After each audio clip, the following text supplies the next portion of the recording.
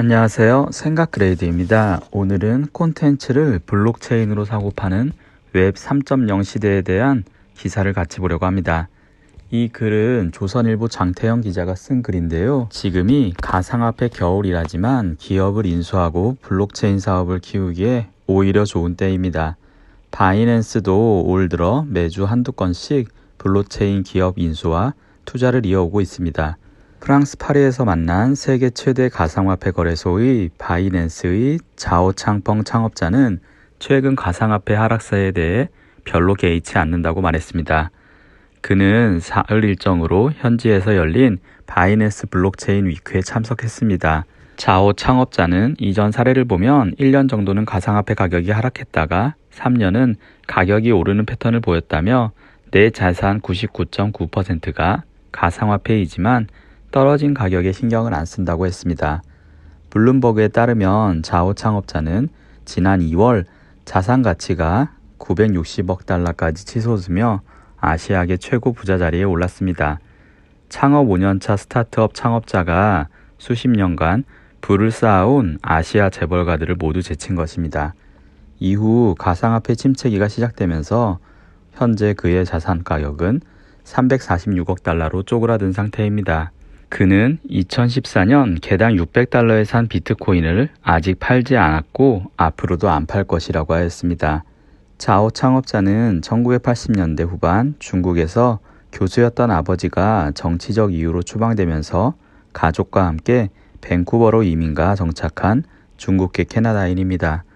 집안 형편이 어려웠던 어린 시절 맥도날드와 주유소에서 아르바이트하며 생활비를 보탰습니다. 그는 캐나다 맥길대에서 컴퓨터 전공을 전공한 뒤 도쿄와 뉴욕에서 선물 거래용 소프트웨어 사업을 하면서 비트코인에 눈을 떴다고 했습니다. 2014년 전 재산을 털어 비트코인에 투자했고 2017년 바이낸스를 창업했습니다. 바이낸스는 가상화폐 400여 개가 상장되어 있는 세계 최대 거래소로 국내 거래소와 달리 선물 거래, 개인 간 거래 같은 여러 거래 상품이 있어 창업 반년 만에 600만 명을 끌어들였습니다. 현재는 회원이 1200만 명이 넘고 지난해 거래액이 9조 5천만 달러로 우리나라 돈으로 약 1경 2591조 원입니다. 바이낸스는 공식적인 본사가 없습니다. 홍콩에서 창업했지만 중국이 가상화폐 기업을 탄압하면서 일본, 몰타 등지에 전전해 왔습니다.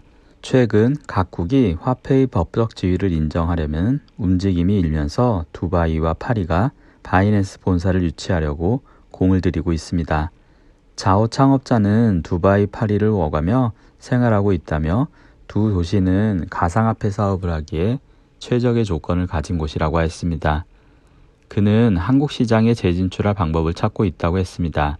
바이낸스는 작년 8월 한국에서 철수했습니다. 국내 신고 없이 한국인을 대상으로 영업하는 거래소를 처벌하는 특정거래금융거래정보법이 시행됐기 때문이지요.